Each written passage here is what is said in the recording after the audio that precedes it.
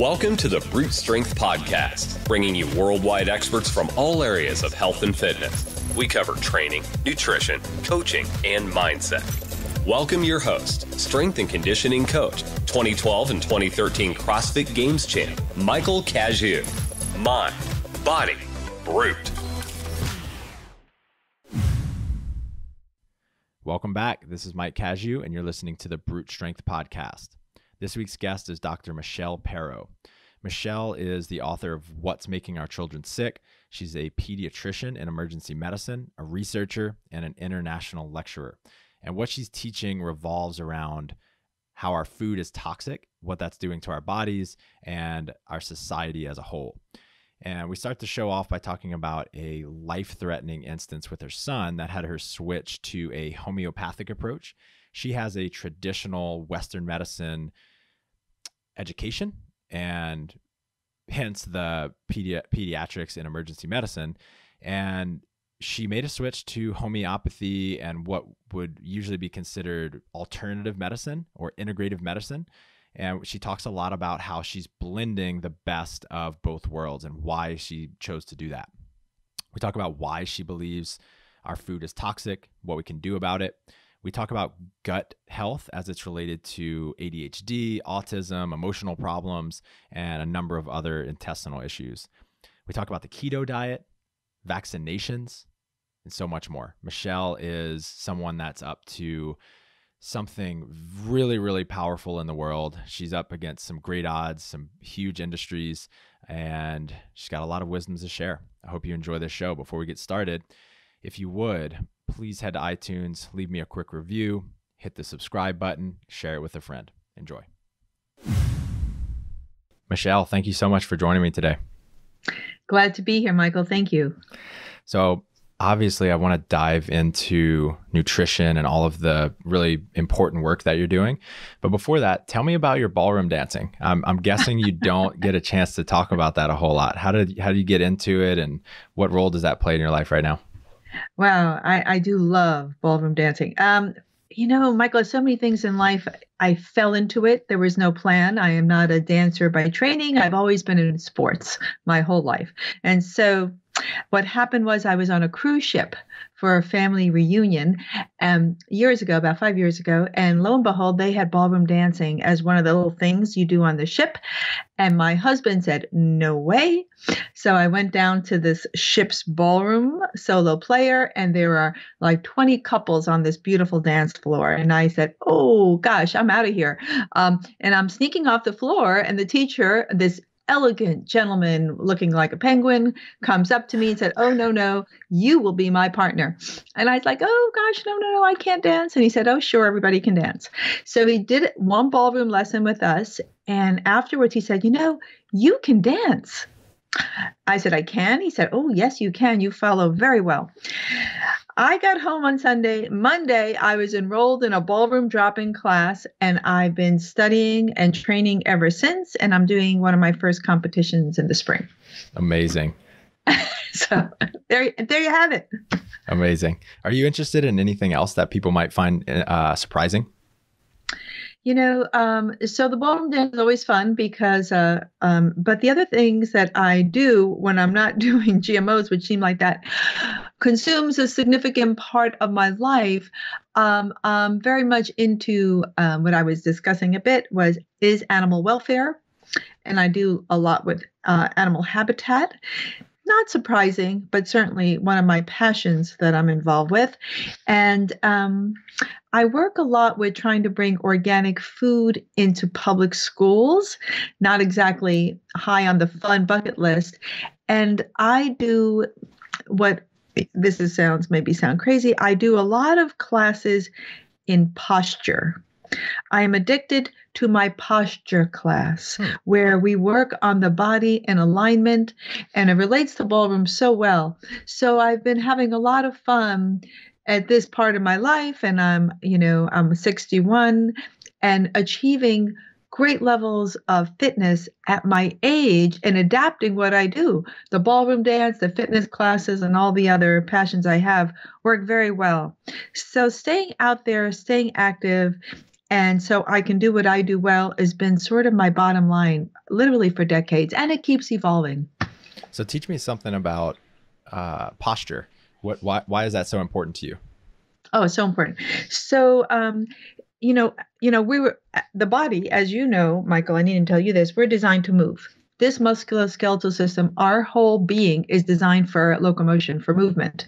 And so that's what we're supposed to be doing, not sitting in front of like devices all day like we do. And so how you move and natural ways to move involve, people don't often know how to do that because we sit so much. We're not moving. Many of us have sedentary jobs and lifestyles. And in this posture class, I work with this wonderful trainer, physical therapist, yoga practitioner, and she trains us on the different segments of our body in terms of how we get our shoulders back, how we engage the core, pelvic stability, and keeping a strong, stable pelvis, keeping your legs aligned with the rest, keeping everything stretched and toned in a healthy way.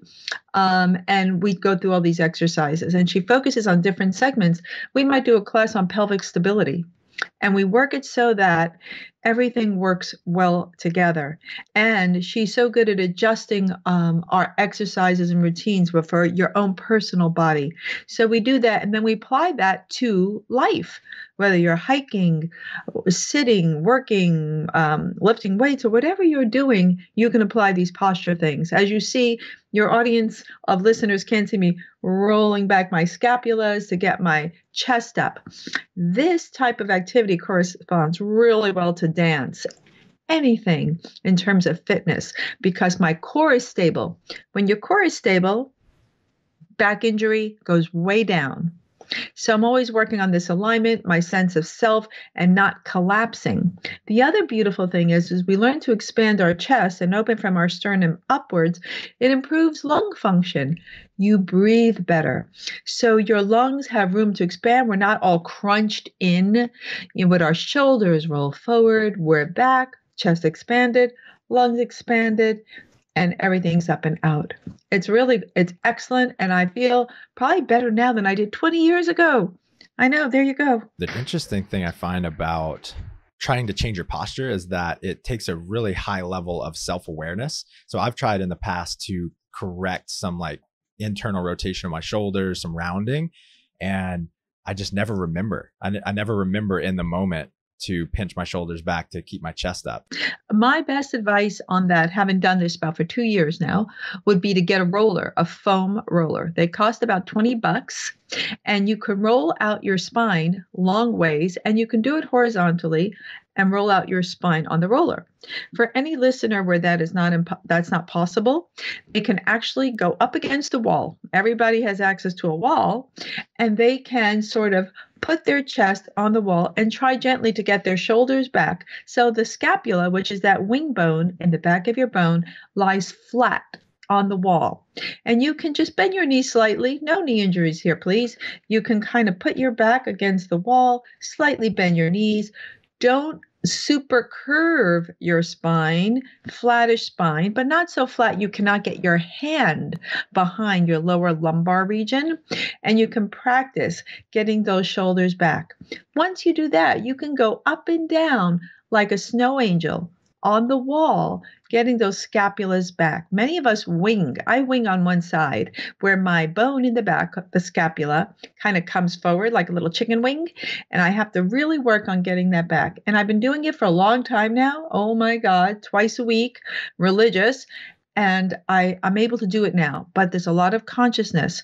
When I'm in the supermarket, I'm not zipping along there. My shoulders are back. I'm engaged. I'm moving that cart through the market. It's a workout, and I'm very aware. Even in the car, Michael, we're here in California, we're in those freaking cars all the time, right? I'm sitting in my car, I got a little towel roll behind, I'm sitting forward, and I'm just conscious, something to do like while I'm stuck in traffic. Love it. So you come from a very traditional Western medicine background, and then at some point you went through a real big transformation and have taken more of a holistic approach. So what happened? What triggered the transformation? Indeed. My background's in pediatric emergency medicine, Western trained, NYU, Mount Sinai in New York, traditional training. And several things happened serendipitously for Michael. It wasn't some brilliant plan that I had. I want to be clear. I didn't even know what integrative medicine was. I came out from New York to California in about 1989. And the first thing that happened was I had a kid. And this was 25 years ago. My son had some health challenges and not easily managed in Western medicine because I'm a Western doc. I'm an ER doc. And it just so happens there was an empty homeopath that had come from New York the same time I did. And she said, Michelle, give Jesse this and that and the other thing. And they were homeopathic remedies. I had never even heard of homeopathy. I said, what? What am I giving? I didn't know how to pronounce it. The names are all in Latin. So I gave Jesse these remedies. I trusted this woman. And within 5 minutes, he was better. And I thought, oh, what the heck? You've got to be kidding me. My son gets an issue again. I give the remedies again, and he's better in 5 minutes again. And I was like, okay, stop. Everybody stop. What is this? And why aren't we doing it? Because I just purchased, back then it was $5. Now they're $7. Any health food store sells them, and I don't know about it. What is going on? Because I have a lot of skepticism in my blood, but I am open to possibility. Studied homeopathy. I became my own homeopath. And through that training, one of the moms in my practice in 2006 said, Michelle, we need a pediatrician to help stop the spray of this pesticide. They wanted to spray along the entire coast of Northern California. And Michael, I am not an activist. I wasn't politically inclined. I was a busy mom, pediatrician, working. My husband was an ER doc, is an ER doc still, working nights. We had one of those crazy lives, up, down. And I said, sure, I'll do it. And I was so reluctant, and I was like, oh my God, how am I going to do this? But fortunately, I didn't have to do too much. These gals did all the heavy lifting. I just kind of sat around, ate great food, drank coffee, and put my name on things, which was great. And then through those gals, they stopped the spray. I say they because I did so little. These gals stopped the spray. Only one county in California got sprayed, and those folks got sick. So the stuff wasn't sprayed except in Monterey, near Salinas. But anyway, so the gal said to me, one of the gals said, Michelle, what do you think about GMOs? And in 2006, I didn't have an idea about GMOs. What are GMOs for those who don't know? Yes. GMOs are genetically modified organisms. It is what you are eating in your corn, soy, and canola, almost 100% at this point, 96% if you don't eat organic. So if you don't eat organic and you eat any of those foods, among others, which we can talk about, you are eating genetically modified food, which were created to be genetically modified so that they can spray Roundup without the crop dying. It's called herbicide tolerance. The weeds will die, but not the crop. The intention with these are, I assume, very pure in the beginning, right? We want to be able to make more food. We want it to be able to look better, to taste better. All of these things that on the surface sound great. Indeed. Michael, there was never like a heinous thought. A lot of scientists, many still, thought that this would be a wonderful way to improve crop production, decrease water use, etc. I mean, there was tremendous promise initially, so we were told. But there was so much collusion and shenanigans since the inception of these crops that we weren't aware of as the public. The EPA knew some, by the way. We did not. The eating public did not. And much of the science was actually, unfortunately, subterfuged or suppressed or altered. It's a really devious story looking back over the introduction of GMO foods. Now, genetic engineering, or that's another term for GM, genetically modified or genetic engineering, there's a place for it in medicine where we use genetic engineering techniques for medical issues like, a defective gene to be swapped out in a baby, et cetera, et cetera. But those processes are much better regulated by the FDA. The EPA does a very poor job to no job of regulating GMOs. They are not regulated. And so one of the big issues about GMOs is that there is no human study looking at the effect of this 22-year scientific experiment on our health before they were introduced. We based the introduction on a 90-day rat feeding trial, which showed issues, by the way, and we saw issues with these foods in some European research. And the researcher who found them, 2 days, he was a hero, Dr. Pusti, and then he was fired.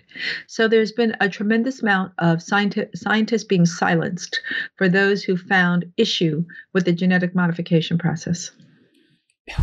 It's so fascinating. What part of you, as you were discovering this, because you come from again, a traditional background, you had a lot of pessimism in you. Did you ever think you were kind of crazy for thinking like these new that homeopathy is a good alternative and GMOs are, maybe bad? Did you ever think you were crazy? Often. And so when I see something work, and I'm a clinician, so I work on the front line and I treat patients. When I see something start to work, I don't necessarily need the data. I like to have the scientific data, believe me, and I don't always get it. Like I don't have any data on GMOs. So I say to myself, let's use a modicum of common sense. I'll change my patients' diets, give them organic food and remove chemical inputs. Whoever thought, starting with Rachel Carson, the original environmental pioneer, whoever thought that putting chemical inputs in food could be healthy for us, right? So I said, let's just try and experiment with my patients. Let's go organic, the healthiest food we can eat, and see if it makes a difference. Because, oh my gosh, Hippocrates said it 2,500 years ago, let food be thy medicine. I said, let's try that. People get better. Like, whoa, that's called anecdote, by the way, in science. And I am treating these people. When I tell folks, hey, folks, there's no data on this, but let's try eating organic, remove chemical inputs, let's see how you feel. And they get better.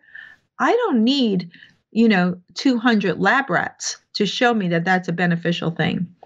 Homeopathy has a very interesting story, and I never wanted to be the champion of homeopathy because Western practitioners hate homeopathy. And I just wanted to fly under the radar, take care of my patients, get them better, and not go up against Western medicine. I'll be really honest with you, Michael, because I thought I got such, let's put this politely, pushback from colleagues about homeopathy. And I was getting people better by the droves. I'm like, just try it. And there is literature on this stuff, but it's not the kind of double-blind placebo-controlled studies they want to see. A lot of the literature comes from Europe and other countries, not done here in America because industry funds research here in the U.S. Institutions are bought.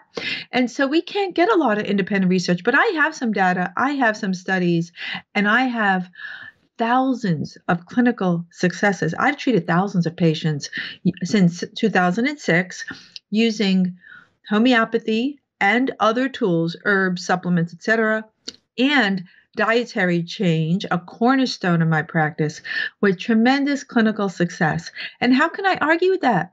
I had a 2-year waiting list at my last practice. Wow. What's been one of the most challenging moments for you taking this stance? I'd say for me, the loneliness of not having my colleagues, like having to feel that I was always the outcast and that this wasn't embraced. And that was how it started in the beginning, until I found the world of integrative practitioners, and mostly naturopaths, but other ones as well, functional chiropractors and acupuncturists, etc. And I kind of found my tribe in integrative medicine. Now, there were so many more MDs doing functional medicine, and I hate that word. I prefer integrative medicine or holistic medicine. Why is that? Functional doesn't mean anything to people. It was devised by a brilliant PhD named Dr. Jeffrey Bland when he started the Institute for Functional Medicine in 20 some odd years ago.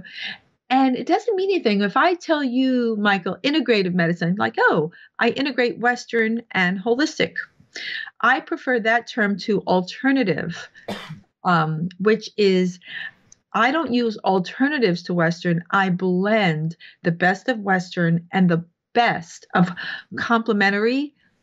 I prefer integrative because these are all tools in the tool chest that we should all be using. Why not use everything? Especially they have so little toxicity.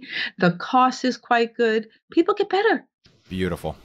Let's talk a little bit more about toxicity of food. Can you expand on GMOs and what else is making our food toxic? Sure. So I think it's important for your listeners to understand that you don't need a genetically modified crop, soy, corn, canola, alfalfa, sugar from sugar beets, papayas, et cetera. Now potatoes and Arctic apples. You don't eat them without the glyphosate-based herbicide. Glyphosate is the main ingredient in Roundup. A lot of people have heard of Roundup. And there are other things in Roundup besides glyphosate. The inerts, my little fingers are waving in the air, and the inerts, which are proprietary company information, are not so inert. Okay, so you eat them together. Now, there's toxicity from the GMOs. I've looked at this ad nauseum. I've read so many articles on genetic modification. I think more than any other topic I've read about GMOs. There are problems with glyphosate itself, and there are problems with Roundup and other glyphosate-based herbicides. And the most toxic, according to the research by Dr. Gilles Seralini from France, is that the most toxic combination are the GMOs with Roundup. And that is just about everything we're eating if we're not eating organic. People, even vegetarians, people say, I'm a vegetarian, I eat clean. Whoa. Is your food non-GMO? Is it organic? And if it's non-GMO, it needs to be organic because you can eat a non-GMO food, but it could still be sprayed with herbicides and fungicides and insecticides. Those are all called pesticides. We now have an issue in the U.S. where 75% of our weeds are resistant to glyphosate-based herbicides. So farmers now have to spray so much more and use deadlier combinations such as dicamba and other nastier combinations on the crops, which are having all sorts of disastrous effects. The EPA today just passed another toxic herbicide. The fox is guarding the hen house. There is essentially no regulation coming from Washington, by the way. And so we are eating this toxic food filled with pesticides that have health effects, which we have studied in lab animals and in livestock. No human studies. There's two little bit of studies, I should say, but not really good human studies. There are two kind of related studies, but there are no human trials on this, which is crazy making. What are those health effects? What are the biggest ones? The ones we see mostly coming out of the research of Dr. Pusti in 1996 to 1998, Dr. Seralini, Dr. Michael Antoniou, and others, Dr. Carrasco, is that the genetic modification process causes immune system function changes, effects on health, changes in organs such as the liver and kidney, and endocrine disruption on organs like the testes, for example. And that was shown by Dr. Pusti. And you can Google Dr. Pusti's work and you can see slides of what he found in his rats. This is 22 years ago, fed GMO potatoes. That was his research. Those are the main ones. Dr. Seralini also found those issues with just the GM food. What exactly were those changes? So, for example, the initial things that were seen was what Dr. Pusti found, and his work was phenomenal. He was a very meticulous plant biologist in the UK at the Rowett Institute. He found disruption of the intestinal villi, those little finger-like projections that line your intestine, which are responsible for nutrient absorption. There was disruption of their architecture.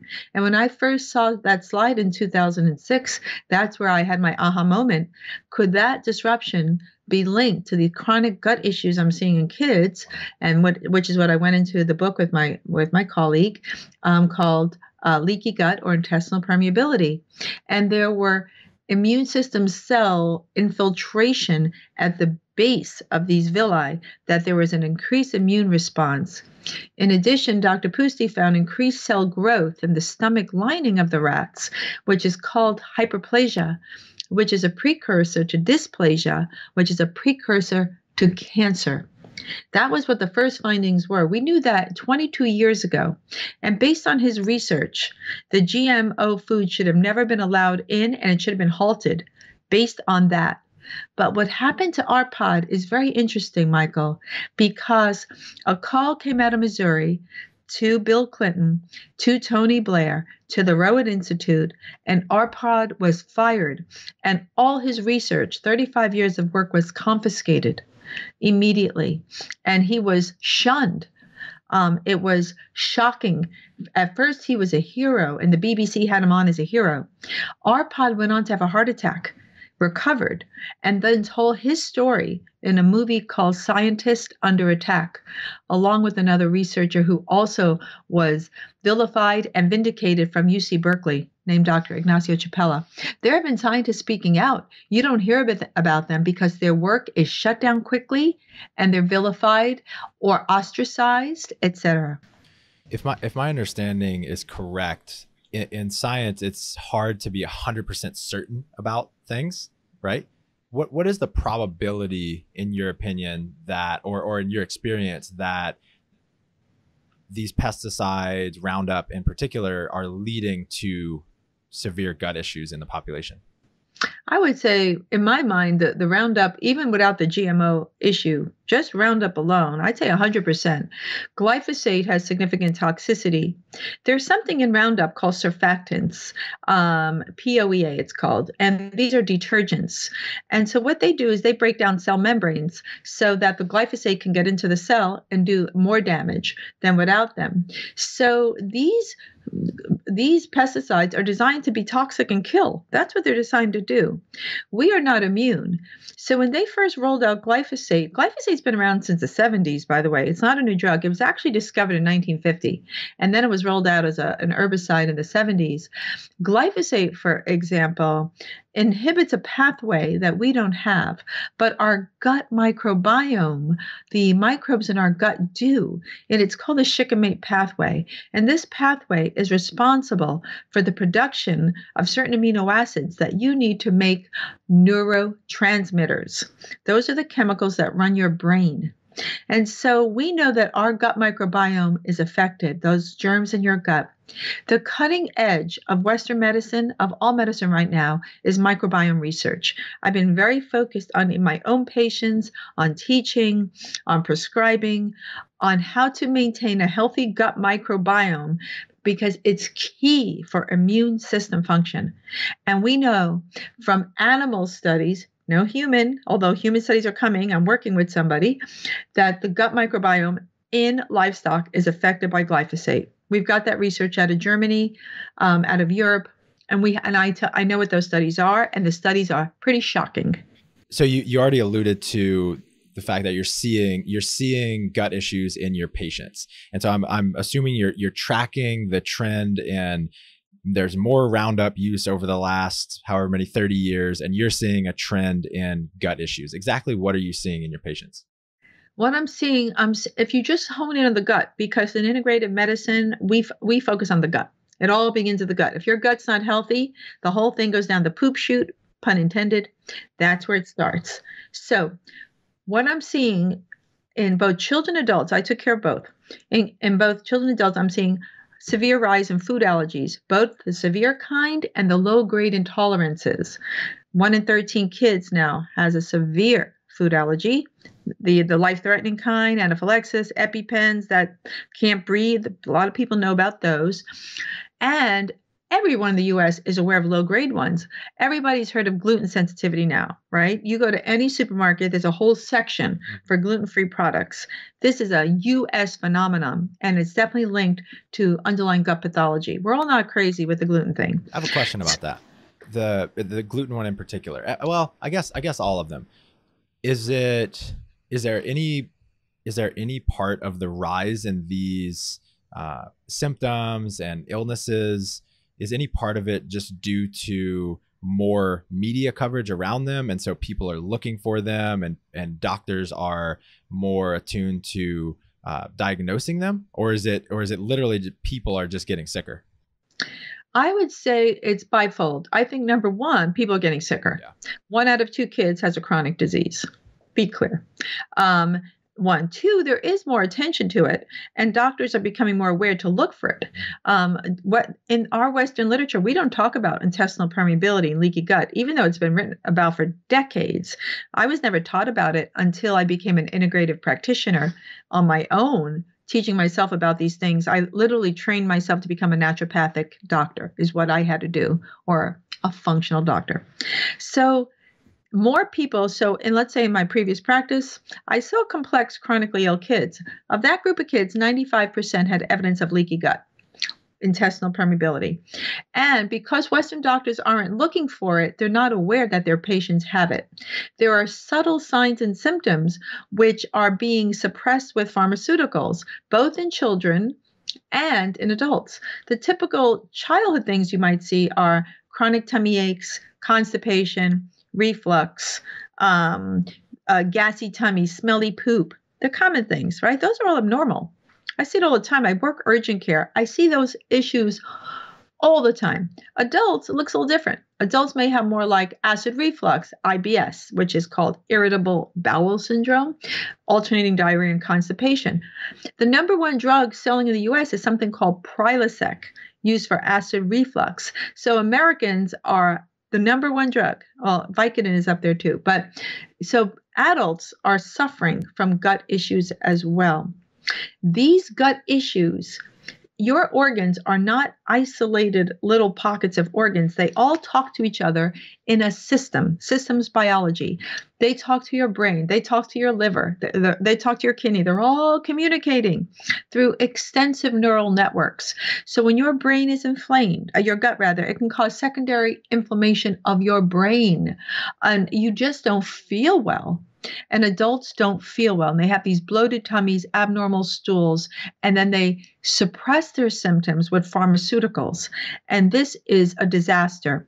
When I poll informally, once again, anecdotal, friends and family in a room, almost every one of them has some type of gut disorder. It is shocking, Michael, that everyone is suffering from gut stuff.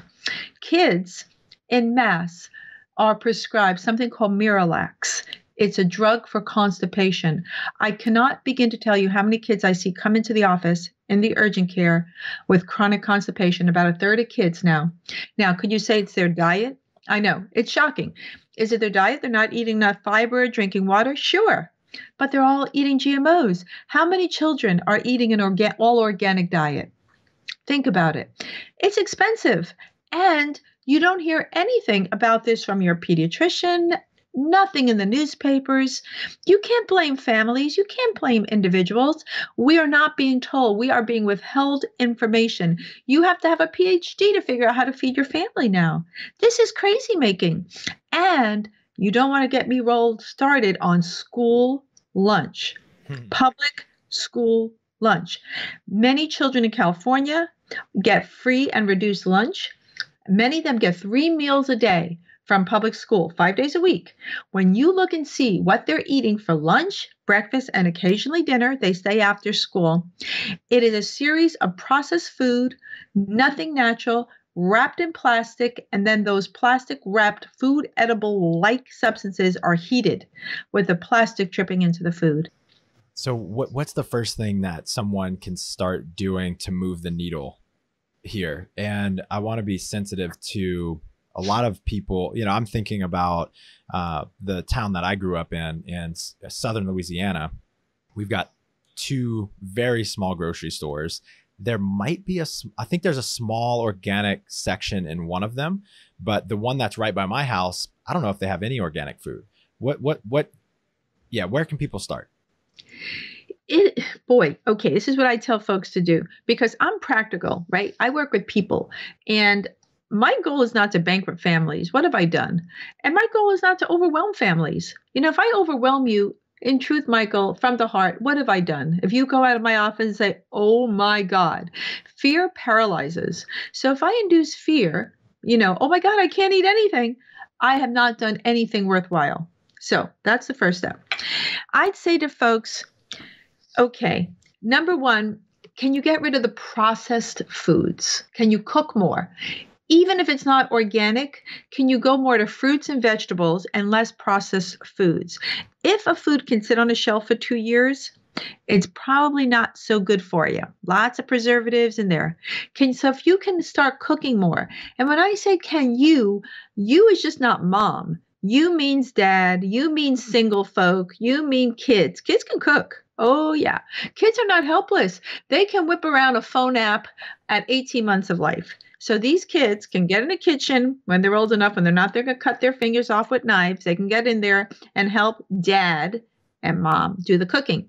This idea of takeout's got to go. And we all have to get back to the way, not our parents. My mom was feeding us TV dinners and canned food. We have to get back to our grandparents on how they did it. And that means cooking from scratch. And there are ways I have families do that. So I said, can you do that? Can we just get into this mindset of using more fruits and vegetables in our diets? If they can do that, if they don't have access to organic food, farmers markets, can they buy organic online in bulk? Can they do group shares with other people where you can buy in bulk and then divvy it up? Can you grow your own? Do you have access? You can grow herbs in an apartment. You can buy organic seed online. You can grow your herbs in an apartment, and herbs are super healthy. Basil, oregano, rosemary, thyme. Can you do that? Include these organic herbs in your cooking after you eat. They're super healthy. So we start to make these changes. As people, can they find the organics? And if people say, I can't afford organic, can they do some kind of community CSA? Do they have any farmer that local they can work with? And if not, buy a bulk, buy online. Can they do that? Takes more sophistication and more planning. And if they can't do that, I say, okay, just get rid of the processed foods. Let's do that. And then I give them support to help detox the glyphosate. But no doubt, getting to the organic food is the best. So a lot of people listening to this show are in really, really good shape. And in terms of body composition, they just look amazing. They're training really hard. Their portion control is usually on point. And I could hear some of the naysayers kind of questioning if they have a problem or not, or if they have any kind of issues. What do you have to say to those sorts of people? What are things that they can look at? Yeah, I love those people. There's a lot of literature that said if you're an exercise kind of intense person, fitness intense person, that can override sometimes less than optimal eating. If you're really intense on fitness. Now, I'm not trying to support less than optimal eating, but fitness really can carry you if your eating isn't optimal. And I have worked with some elite athletes in the past, and I was able, through changes of diet, to get them to improve their times, whether they were swimmers or bikers or runners, subtly, but improve, because those folks are doing so well and they might do a little better. But what will happen for those folks is they will, through some subtle switches in their diets, improve their longevity, decrease risk of later on getting cancers, helping any family inherited yuckiness, whether it's autoimmune disease or cancers or other things. They can reverse their genetic susceptibility through better eating. Now, I have a family member, I can't name her name in case she's listening, who is a fitness hardcore. I'm like, oh baby, right? Super hardcore. She doesn't eat organic. She does fine. She said, I can't afford it. She can afford her trainer though, but she can't afford it, the organic food. I'm just saying. But she said, I have no health issues. That's what she said. I feel great. I said, great. But when we really dug in her history, there were a few things that popped up that she wasn't acknowledging. She didn't sleep that well. She also got occasional migraines. Her poop could be a bit better. So there were some subtleties that people accept as normal because they've had it so long that could be subtly improved.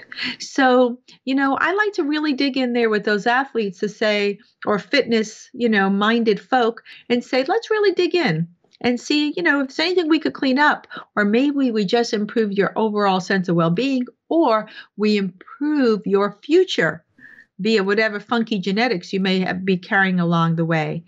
There is the other thing, Michael, that I stress here for all your fitness listeners is when we buy organic, You improve soil.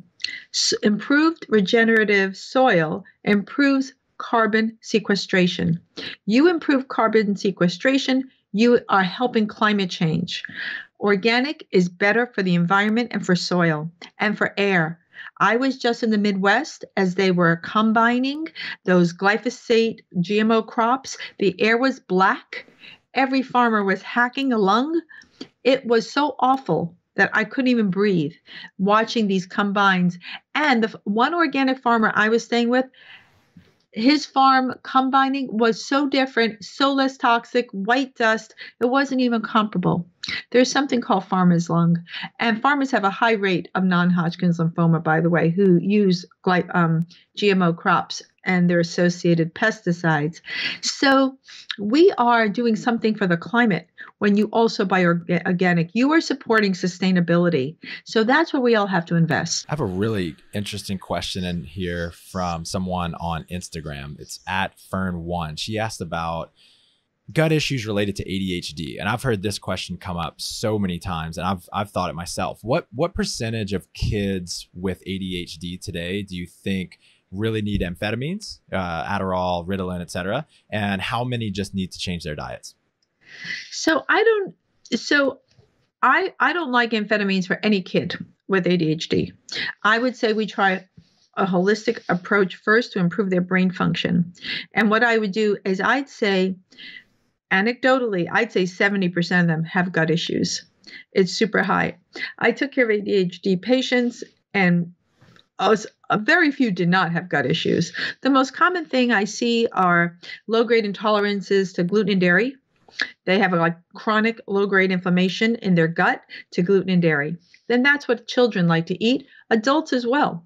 Adults like gluten and dairy too, by the way. So it's not just kids. I focus on kids, and that's what we focused on in the book. But this all pertains to adults. So I'd say diet. Also, I found ADHD kids and adults, a lot of them are nutrient deficient in certain nutrients. I also found a significant number of ADHD adults had childhood traumas that were never adequately addressed that can change brain function, whether it was bullying, abuse, childhood disruptions of divorce or parent loss, etc. Those are called adverse childhood experiences. They affect something called epigenetics and later disease later on. And I also feel a significant number have other toxic exposures, such as heavy metals, like mercury, cadmium, lead. And so most of my patients need some kind of water filter. If they do have metal in their mouth, most young people don't anymore. We don't use mercury for amalgams and for dental stuff, hopefully not. Get the mercury out. And if there's still problems, I use herbs that help people focus better, and a lot of mindfulness and a lot of neurofeedback to try and have people retrain their brain once we get their gut working, their microbiome rebalanced, the mind-body connection fired up, meditation to kind of decrease stress levels, because people with focus issues are so hypervigilant because it's so much harder for them to learn, that they have a high level of stress because school is so stressful for them. Work is stressful for them because they have these learning challenges. And I feel for folks. So there are ways to mitigate that stress. And anyway, it's a journey, and it takes a while to get folks better. There's no magic bullet here. This is not a drive-through. You can't get a drug and fix it. It takes 1 year to 2 years to work on somebody, kid or adult, with ADHD. So if someone wants to explore alternative routes for their children, what type of practitioner should they seek out to help them on that journey? I would say if you have a child or yourself with any type of what we call neurocognitive disorder, that could look like ADD, ADHD, autistic spectrum disorder, learning issues or neurologic processing issues, like people may have heard of sensory issues now, like auditory sensory processing or visual. I would say to work with a naturopathic physician.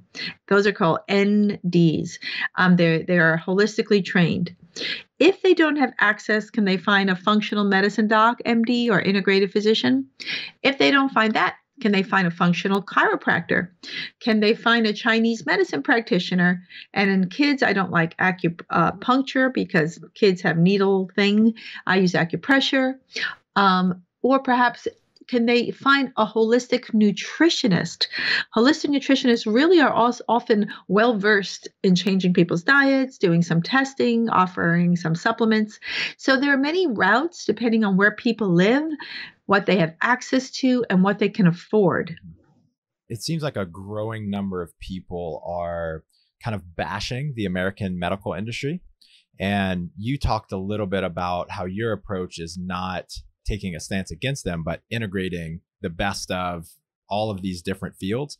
What do you make of being a member of the group that seems to be like straddling both sides? So, it's kind of been a lonely journey. We're growing. The idea is trying to incorporate more traditionally trained physicians. As a Western trained doc, we're not trained to think integratively, okay? In defense of my colleagues, we get a year of pharmacology in med school and 2 hours on nutrition. And that's changing, but that's still the predominant basis. So physicians are trained in pharmaceutical solutions to health issues. So it's not our fault. That's how you're trained to think. You're trained to write a prescription for the symptom and not think of the root cause. So we as docs, especially my age group, we're older, we've had to retrain ourselves literally to think in a more holistic model. Okay, so what I say now is that we as Western docs just need to broaden more courses, more education. Families, individuals can come to their docs and help them expand their own practices. Docs know that patients don't want to be on drugs. Nobody wants to take a drug every day, especially if you can fix it. However, in defense of my colleagues, people are very reluctant to change what they eat. Getting people to change their diets, oh my God, it can be challenging. These solutions are not always so easy. We'll make lifestyle recommendations and patients don't do it. So it goes both ways, and there are docs who really are trying to do this. So we as docs have to broaden our training to include more of the techniques. And if we don't, to have access to referrals within our own systems. I just wrote a proposal for a local traditional medical group here in my area. Then they want to start an integrative clinic. So more traditional practices are starting integrative clinics where you can see as an adjunct to your primary care doc. This is happening. People want a Case Western, big medical center in Cleveland. They're doing it. Dr. Mark Hyman runs that clinic. People are familiar with him as a functional medicine physician. It's happening. So we as Western practitioners are doing it. But for now, we as Western docs are really good at diagnosing. We have the great tools, labs, MRIs, sonos, whatever. Make your diagnosis. And then if it's something acute, Western medicine's super good. If it's something chronic, we should refer to integrative practitioners. So if you break your leg, Western medicine, awesome, terrific. Fix a broken leg, great. If you have chronic fatigue, if you have migraines, if you have chronic constipation, I'd say we look at a more integrative solution. So I want to kind of bounce around on a couple other topics before I let you get out of here. The keto diet. Other than special populations, such as people with cancer or other diseases, who do you think the keto diet is good for? And how long might you keep them on such a diet?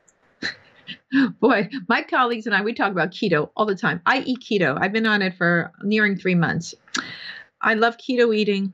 And the reason why is it decreases brain inflammation. And a lot of the keto diet is based on the work, a lot of the work of Dr. Dale Bredesen, who wrote Alzheimer's, Cure for Alzheimer's. A lot of people following keto. The cancer you mentioned, great for keto. People with seizure disorders. Ketogenic diet has been using kids with seizures, for example, for decades. So this keto idea has been around a long time. Dr. Atkins died in the 1970s, promoted keto eating. And what that does is the keto diet decreases chronic inflammation. And you're not in a sugar burning mode, you're in a fat burning mode. You're using different energy sources instead of sugar, glucose. You're using ketones, which are breakdown products of fat. Okay. Now, there are problems with just eating the keto diet over long term because it can up your cholesterol because you're eating more fat overall. It did mine, I'll be clear. And so I'm monitoring that. Whether a higher cholesterol is necessarily bad for you, I'm not sure. I'm starting to question some of the cholesterol literature. Now, I got to be careful there. This is not medical advice, Michael. And I'm telling people, oh, yeah, everybody go out and eat keto. Whoa, whoa, whoa, whoa. Better to work with a nutritionist, have your labs monitored, etc. Now, when you eat keto, the idea is to eat healthy fat, organic, and not to just say, oh, I can eat 2 12-ounce steaks now because I'm on keto. No. We're still going to vegetable-based diets with smaller amounts of meat.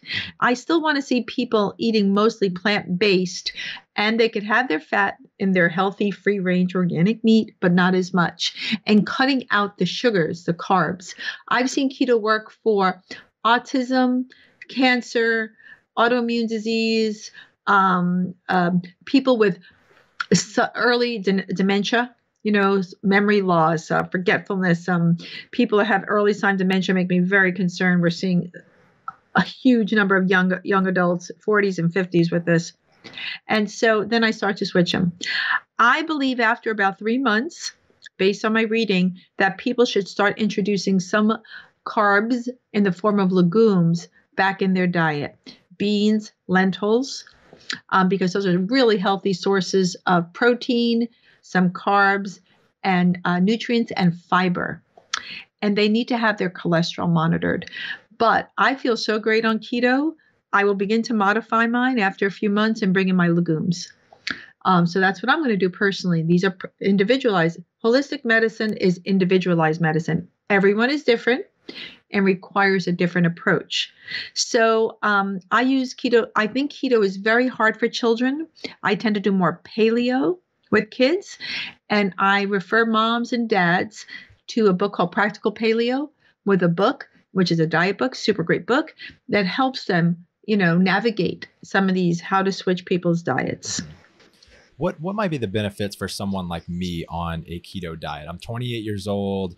I have no negative health symptoms that I can think of. And the reason I ask is because I notice a lot of young professionals trying this diet out.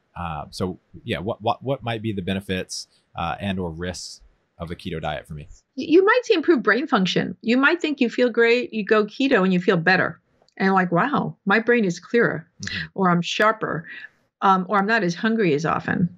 Or you might just eat better.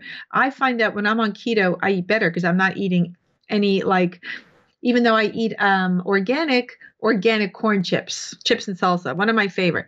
Also, the other interesting thing is you decrease your alcohol intake. So if you're eating keto, you really can't be drinking a whole lot. Right. And people like to drink less. So you might see a change like that.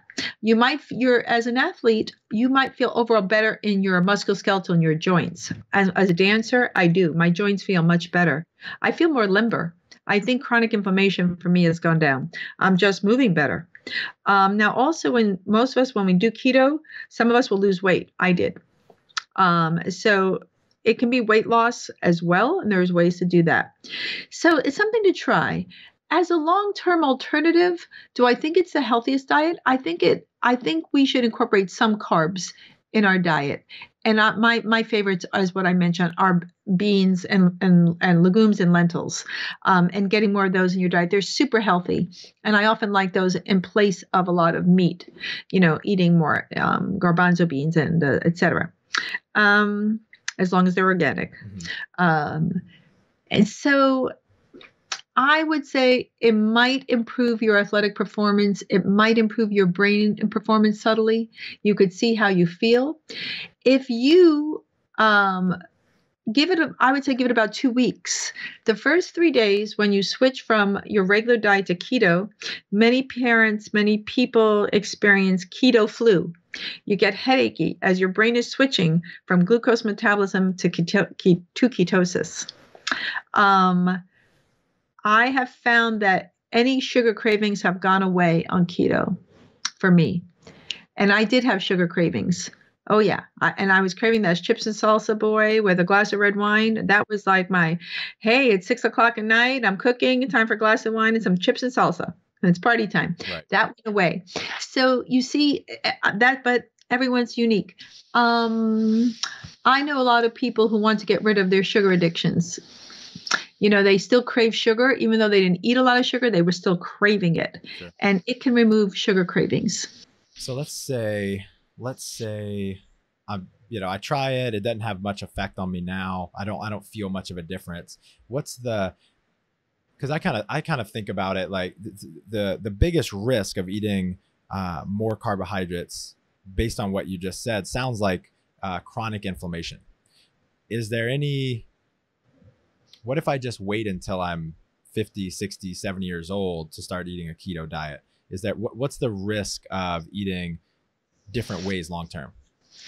I'm not really sure about that. And the reason why I'm not really sure is because I don't think we have that much data looking into keto long term. One. Number two is a lot of the food studies done are not done on organic food. So we get stuff put out on foods and supplements all the time, but they don't control for organic and non-organic. So I can't use a lot of the food literature. A recent study just came out like last week that said fish oil has not been shown to do protective cardiovascular health or vitamin D. I'm thinking that is just wrong. Who sponsored this study? A lot of these studies are sponsored by industry, and I want to know what's the quality of the supplement we're using. Were you using a high-grade fish oil that didn't have mercury in it and lead? So you see, there's so much to look into these studies. We got to be really careful.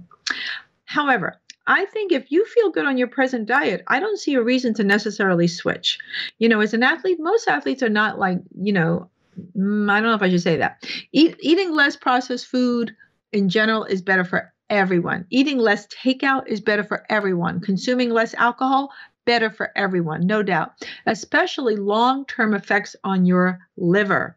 Your liver is your major detox organ. So what I might say to you is if you clean up less carbs, that's less for your liver to process. And less processed food, less alcohol, you will have less of a risk of developing, as you age, fatty liver disease, which is now affecting 1 in 4 Americans. And fatty liver disease can go on to progress to other nasty things. It's called non-alcoholic fatty liver disease. We're seeing 25% of Americans now have it, probably linked to high fructose corn syrup, probably linked to GMOs and pesticides.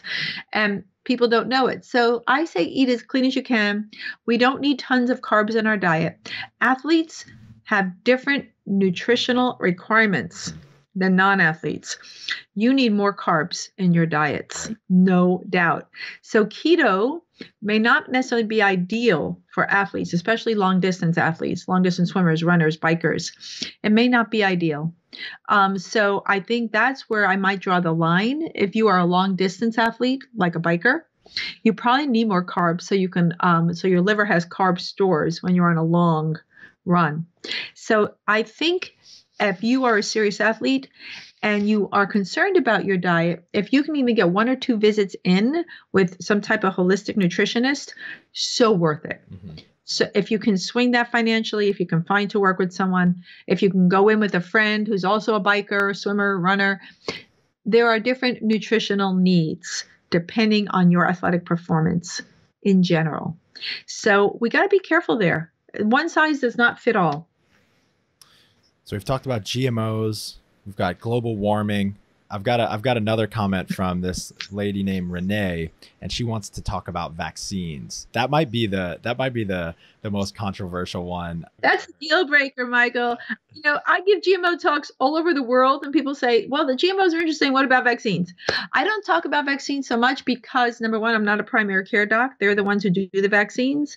And number two is it's not my area of specialty. I'm not researched vaccines like I have GMOs, pesticides, toxics, plastics, etc. I'm more into environmental toxins and toxicants. And 3 is I don't want to wind up with cement shoes floating down a creek in Austin somewhere. Right. Right. So I don't really talk about it in terms of it's not my area of expertise. Sure. That's fair. I respect it. I got two final questions for you. One, what do you think about that really scares you right now? Yeah. What really scares me, I'm going to tell you exactly what scares me. in educated populations with financial access, they're getting the memo. They understand about GMOs. They understand about organic food. Even if they can't do it all the time, they're getting it. You know, millennials who are educated, who have some funds, you know. What scares that living daylights out of me is throughout America, populations without access. They're the ones with only the drive-through gas station, you know, yucky store, like in so many parts of America. All they get is processed food, what you were referring to earlier in the show. That's why I wrote the book, because I can't get to those people. What do those people do? And I'm worried about those folks. Here in Marin County, where I live, we have an educated population. Oh my goodness. Parents can tell me half the time more about them what I know. And I'm worried about people who don't have access and this equality issue. And I'm also worried about the people who pick our food and the exposures they have, farm workers. I'm worried about, farmers harvesting this nasty stuff in their lungs. I'm worried about the violence in America that I know is linked to the lack of nutrients and their severe gut health issues. Leaky gut, leaky brain. Leaky gut, leaky brain. And there is a link between mental health issues and gut. And what are those folks eating? I'm worried about obesity rates in America. 1 in 3 adults now obese. We will not have enough people to fill our armed forces because of health challenges, in addition to workforces. Oh yeah, big problem. People aren't cutting the mustard to join the army. So this is my huge concern about people I can't access. And the truth is, I'm worried about climate change. And I see a win-win here. We change our farming practices. We change our climate. It's a win-win. Soil's better. Butterflies are better. Bees are better. Climate's better. Why not? To fight agribusiness is huge. They make so much in profit. But as you know, and maybe your listeners don't, there's a crack in the dam, because in August, September here in California, in San Francisco, Monsanto was sued by Mr. Johnson, who won initially $289 million against Monsanto for Roundup causing his non-Hodgkin's lymphoma. Now that amount was reduced to $78 million by a judge, but the verdict stood. Since that time, there are almost nearly 9,000 claims waiting against Monsanto, the producers of Roundup. Now Bayer bought Monsanto over the summer, and to sue them for this link. Yes, Monsanto, I think they knew. So there's this link between glyphosate and cancer has been shown since 2015, even earlier, from the World Health Organization. We know that. And so I say, these are the things that keep me up at night and that I worry about. I'm worried about access. I'm worried about discrimination for people who work on our farms, people who of low income. I'm even worried. This is how far I go. I'm even worried about glyphosate being sexist, because girls and women in America, many use something called tampons. Tampons are made from cotton. Many women do not use organic tampons. Cotton is a heavily sprayed, genetically modified crop. So they are putting GMO cotton with glyphosate in sensitive areas from age 12 to 52. That concerns me, and the risk of cancers induced from wearing those tampons all day. You see, this is how insidious this issue is and how it's permeated our lives. And this is what I lecture on. I'm leaving for South Africa tomorrow to talk about the GMO problem there, because they grow GMOs in South Africa. It's a global problem. We have imported our problem here in the US globally. It's everywhere now. It's not just American. So this is why I'm on the front line trying to change this health conversation, appreciating people like you taking the time to interview folks like me who are really like dad by dad, kid by kid, student by student, athlete by athlete, change this conversation. Michelle, I'm over here in the fetal position. You're scaring me. Okay, lift us back up. What are you thinking about that really excites you right now? What excites me is that there's change. This Monsanto suit is big. People stepping up is big. European organizations and councils are relooking at glyphosate. Everyone in America knows what GMOs are now. They've heard of it. 20 years ago, no one heard of it. Our knowledge is changing. People are getting access on the internet. They're listening to podcasts like yours. There is a change afoot. People want change. We've had different types of people being voted into the House with different ideas. Younger people are stepping in. A 28-year-old is now sitting in, right? Is assembly member now. Ocasio-Cortez, right? So we have change afoot. And this is how it happens. We have to change in several ways. As individuals, Michael, you can change. You can only be responsible for yourself, right? Can't change your mom, can't change your brother, can change yourself. We can step in locally. We have to become politically active. Change your community. Ask why they're spraying those meridians where your dog is walking. Dogs have a super high rate of cancer. Some of us will go to Sacramento here in California. Maybe you need to go and fight your political battles where you are. We have to vote and where we shop. Your dollar matters. Where are you putting your money? There is an economic tipping point. So where you spend your money, if you're buying that non-organic Doritos, you're telling the company one thing. You buy that organic food, you're telling that company something else. And if you don't think they are tracking your purchases, every time you go in a supermarket now, you know how they track your purchases? You have that Safeway card or whatever you have in Austin. They're looking to see what you buy. They track our purchases online, in the store, on credit cards. And now big companies are buying smaller organic companies. It's a massive movement. All the small organic companies are now owned by Palmolive, PepsiCo, Coca-Cola, Hormel, etc. Right? And so there's a change because they see what people want. So we have to continue the fight.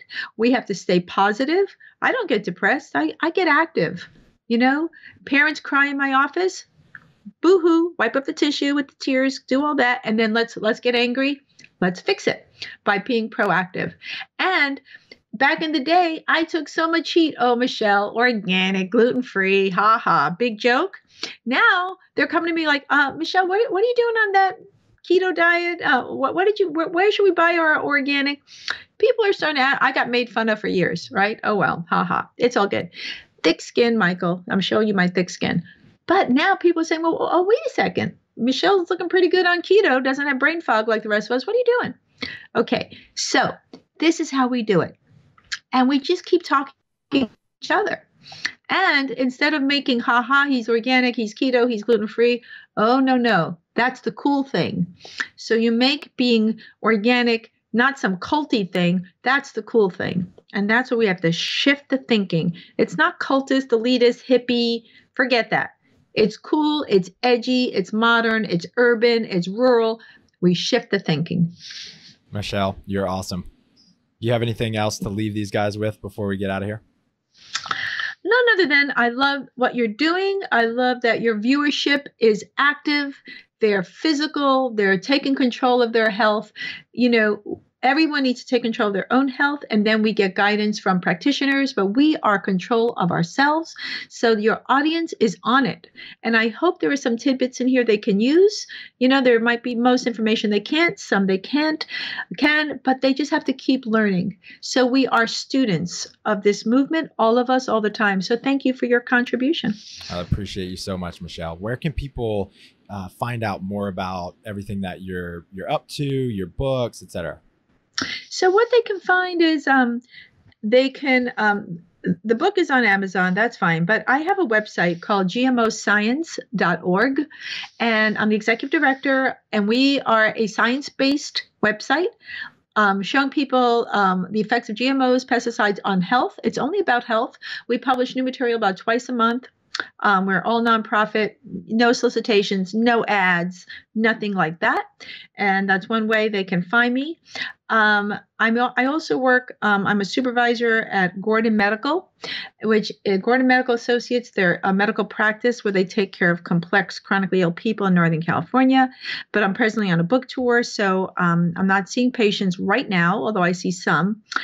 And eventually I'm going to do a website, Michael. I need a young 20-something like you in my life to help me do all the technological things I'm supposed to be doing. I do have children, but they're both kind of busy. But that's in the pike. So cool. Well, thank you so much for everything you're up to in the world. We need more people like you. Thank you, Michael. Thank you. Hey guys, if your biggest goal right now is to lose body fat and or build lean muscle mass, then we have something cool for you. And it is called, wait for it, the Brute Body Shred Manual. I know it's a super cool title.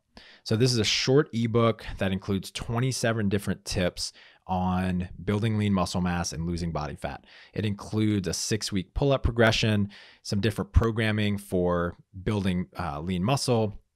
We have fat loss myths in here. We talk about how to eat for body composition goals and a ton of different things that you can implement immediately, or just things that are kind of mindset shifts that can help you reach your goals over the long term. And you can get access to this by going to brutestrengthtraining.com/SM, brutestrengthtraining.com/SM. And this is a free guide. Take advantage of it. Hope you enjoy. This episode is finished, but your training journey continues. Head over to brutestrengthtraining.com/SSW and grab your free pack of 32 accessory workouts that you can incorporate into your training and start improving your strength immediately. That's brutestrengthtraining.com/SSW.